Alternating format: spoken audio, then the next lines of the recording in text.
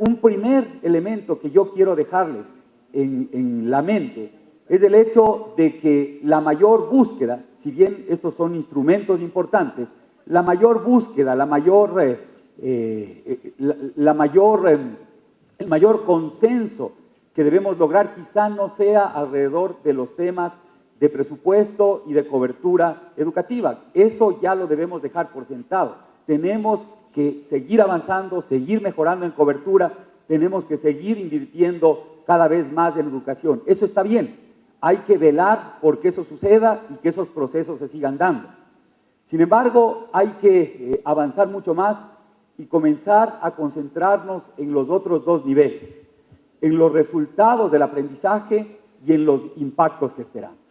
Y estos resultados del aprendizaje necesariamente se tienen que medir en función de los distintos perfiles que nosotros definamos para nuestros estudiantes. O sea, si definimos el perfil, como de hecho la UNESCO, muchos organismos han trabajado, si definimos perfiles como que los bachilleres tienen que ser innovadores, tienen que buscar la justicia social, solidarios, etc., ese es el perfil que debe ser evaluado. Ahí podemos obtener o hacer un análisis de los resultados que obtenemos siempre y cuando tengamos los instrumentos necesarios para hacer una adecuada evaluación de esos resultados del aprendizaje. Si nosotros revisamos nuestra Constitución, si nosotros revisamos todo lo que se ha trabajado a nivel de planificación nacional, sectorial, podríamos decir que hay un cierto consenso en el sentido de que todos los ecuatorianos buscamos una sociedad con justicia social, equidad y del conocimiento. Es decir, son los tres elementos: justicia social, equidad y del conocimiento. Cuando pensamos en esto, yo veo que existen tres problemas fundamentales que la educación tiene que resolver o tiene que contribuir a resolver. Un primer problema que puede ser el económico, un problema económico que se refiere fundamentalmente al hecho de que todavía somos un país que depende de los recursos básicos de la producción de bienes primarios. O sea, cae el precio del petróleo y nos afecta seriamente. Ese es un problema que tiene que ver con lo productivo. Y el sistema de educación en todos los niveles debería ir dando respuesta precisamente a resolver esos problemas relacionados con la producción. Un segundo problema es el problema de la pobreza. En el Ecuador, a pesar de todos los avances que hemos tenido en los últimos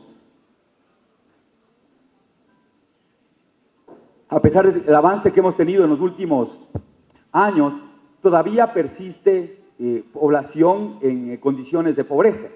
Y entonces algo tenemos que hacer desde el sistema educativo para resolver eso. Una de las cosas que erradicará definitivamente las condiciones de pobreza será el igualar oportunidades. De allí una gran labor de fe y alegría precisamente con los grupos más vulnerables.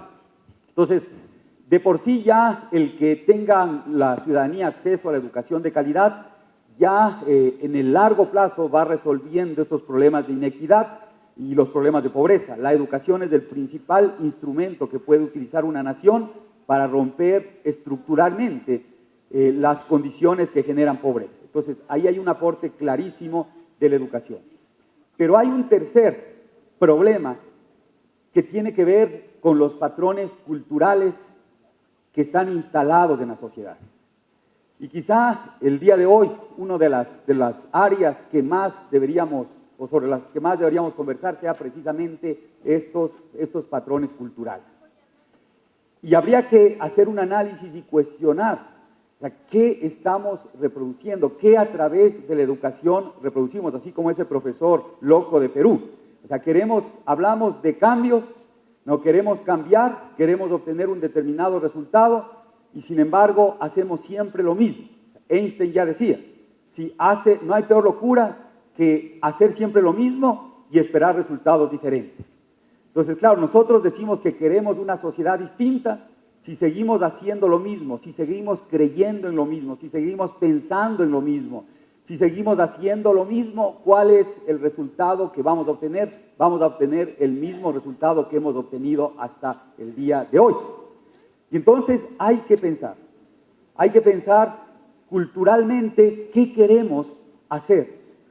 Les decía al principio de mi charla, un economista en esto, ¿por qué? Porque todo lo otro, todo lo que hablé hace un momento, el aparato productivo, los niveles de pobreza, es decir, la política económica, la política social, no va a aportar en casi nada si es que no tenemos una transformación cultural profunda, y el instrumento de esa transformación cultural es precisamente la educación, es la escuela, es el colegio. Y sobre eso hay que trabajar. Yo comparto absolutamente que para lograr ciertos cambios o cambios profundos es necesario primero cuestionar el cómo estamos educando. Si nosotros revisamos históricamente qué ha hecho la educación desde el siglo XIX, siglo XX, lo que vamos a descubrir es que la educación se fue funcionalizando a lo que podríamos denominar la era industrial. ¿Para qué formábamos? Formábamos fuerza laboral para insertarse en el sistema industrial, y para insertarse en el sistema industrial lo único que teníamos que hacer es desarrollar determinadas capacidades, habilidades que después se reproducían en el aparato productivo, ¿no? Y éramos en la práctica un engranaje más de toda la maquinaria industrial. Esa es la educación del siglo XX. Entonces, la educación del siglo XX incluso está concebida como una fábrica. Si ustedes revisan cómo operan todavía nuestras escuelas, son exactamente iguales a una fábrica donde tenemos ingreso de materia prima, procesamiento de materia prima, salida de materia prima. Y cuando sale ya el producto terminado. Y cuando sale el producto terminado, medimos la calidad. ¿Cómo se mide la calidad? Que no haya mayores variaciones en relación al estándar. O sea, estoy hablándoles de industria y ustedes comiencen a escuchar términos que utilizamos a nivel educativo. También creemos que es fundamental, por ejemplo, modificar la participación estudiantil. Cuando ustedes ven los estudiantes que están haciendo participación estudiantil, en cuanto termina aportándoles a ellos o a la comunidad lo que hacen, en la práctica van a descubrir que son 200 horas que no sirven para casi nada, y la queja de muchos padres es cierta. No sirven para mucho y hay que aprovechar y hacer que sirvan para algo.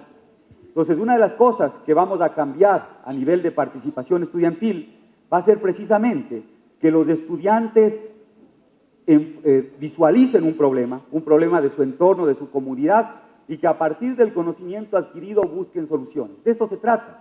Se trata de ir trabajando hacia la resolución de problemas y hacia el desarrollo de un pensamiento innovativo. Eso es lo que estamos buscando, en términos generales. Ahora, culturalmente existe un paradigma dominante que nos limita la posibilidad de un desarrollo, los economistas llamamos de empresarialidad, es decir, el desarrollo o la posibilidad de incorporar proyectos nuevos con mucha velocidad.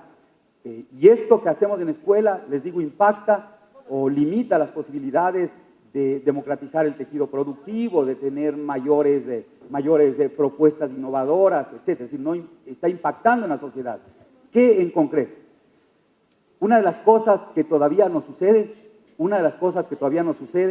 es que en la escuela sembramos miedo a cometer errores.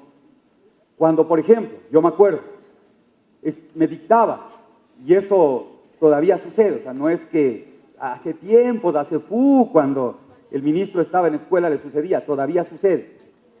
Me hacían un dictado, no estaba en la clase de ortografía, me hacían un dictado, 10 palabras, y la primera bien, la segunda bien, la tercera bien, la cuarta bien, la sexta error, con rojo tachado, y después bien visto. Y esto solo quiero transmitirles para graficar cómo efectivamente estamos enseñando. A nuestros estudiantes les estamos enseñando a no cometer errores o a minimizar la posibilidad de cometer errores. para no cometer errores. ¿Qué es lo que hacen las personas? Se meten en una rutina y solo practican lo que ya conocen a profundidad. Yo diría que dos grandes cambios, dos pequeños cambios que tendrían un alto impacto en nuestras sociedades serían precisamente estos dos. Primero, el atreverse a hacer cosas diferentes, y eso implica aceptar la posibilidad de que se puede cometer un error y que el pecado no es cometer el error, sino no enmendar el error. Y segundo, el desarrollar responsabilidad, es decir, que las personas asuman la consecuencia de sus acciones. Y muchas veces son acciones no deliberadas, como ese de ir corriendo y golpearse, pero si es que el padre o madre en ese momento le levanta al hijo, primero le cura, porque algunos ni siquiera hacen eso, le levantan al hijo y le dicen, ten cuidado. O sea, se golpeó y encima le golpean para que tenga más cuidado en el futuro, es decir, sembrando un poco más de miedo. Si nosotros logramos que las personas sean responsables de todo lo que hacen y que la primera pregunta que tengan cuando les pasa algo es decir, a ver, ¿qué hice que determinó que esto se produzca? ¿Qué hice yo? En la medida en que vayamos desarrollando esto, lo que vamos a tener es gente muy proactiva, gente que tenga capacidades múltiples, porque tendrá que ir encontrando respuestas a los problemas. Si desarrollamos gente con misiones, esa gente con misiones que le dan sentido a su vida, y a estas personas les damos mayores herramientas justo de pensamiento, de análisis, de acción y de pasión y de vocación, porque ahí cuando uno está haciendo lo que realmente le gusta, lo que siente que está bien, se apasiona con lo que hace, se enamora. Aquí decíamos que los que seguramente estamos acá, estamos enamorados de la educación. Y cuando uno está enamorado de la educación, cada vez se perfecciona, estudia más, se prepara más, impulsa más proyectos, porque está haciendo lo que su esencia le dice que debe hacer. Y entonces, si transita por esa vía un joven o un niño y después un adulto, lo que vamos a descubrir es que ¿no? Y en función de lo que es, hace, y en función de lo que hace, también tiene bien ser, para bien hacer, para bien tener, y finalmente lograr el buen vivir. ¿Qué es el buen vivir? Yo creo que el buen vivir es un estado de paz interior, un estado de paz interior colectivo, y en eso me parece que muchos concordamos que hacia allá debe apuntar la transformación de la educación. En definitiva, lo que quiero invitarles es a seguir trabajando en lo que están haciendo y seguir pensando que la transformación de la educación es misión de todos y que tienen un ministerio abierto a iniciativas, un ministerio que está yendo al territorio, que no trabaja solo desde la oficina, sino que permanentemente estamos con las instituciones. Les agradezco mucho y les felicito por este evento. Creo que esto enriquece mucho los procesos de diálogo, de debate, y muchas gracias por haberme invitado. Primero que en realidad el ministerio no está haciendo lo mismo, porque antes no habían evaluaciones. Hoy hay evaluaciones, o sea, hubo un cambio fundamental, no se evaluaban a los docentes. Tampoco teníamos evaluaciones estandarizadas de los estudiantes. Hoy estamos implementando el ser bachiller, que es una evaluación estandarizada, y estamos implementando el ser estudiante en séptimo de educación general básica. Sabemos las limitaciones de las evaluaciones, sabemos que hay que enriquecer las evaluaciones, tienen que mejorar las evaluaciones, tienen que ser mucho más predictivas, tenemos que buscar un set, unas herramientas que sean mucho más contundentes, pero eso no quiere decir que no se debe evaluar. Yo creo que todo sistema tiene que ser evaluado permanentemente. Yo mismo, como docente, una de las experiencias más ricas que siempre he tenido es la evaluación que me hacen los estudiantes, ¿no? Porque si es que yo veo la evaluación no con fines punitivos, no con fines de castigo, sino como un instrumento que me ayuda a detectar dónde están los errores, dónde estamos fallando y poder hacer corrección de los errores, entonces la evaluación cobra un sentido distinto. Entonces creo que las evaluaciones deben hacerse. Creo que no se debe abusar de la evaluación, o sea, no creo que tenemos que estar evaluando todo el tiempo, pero sí en determinados momentos para que las evaluaciones nos orienten y nos digan si efectivamente estamos obteniendo los resultados que esperábamos. Por eso es que los instrumentos se denominan predictivos, o sea, tienen que tener capacidad de predecir, tienen que medir lo que efectivamente queremos medir. Si es que no están haciendo eso, no sirven esas evaluaciones.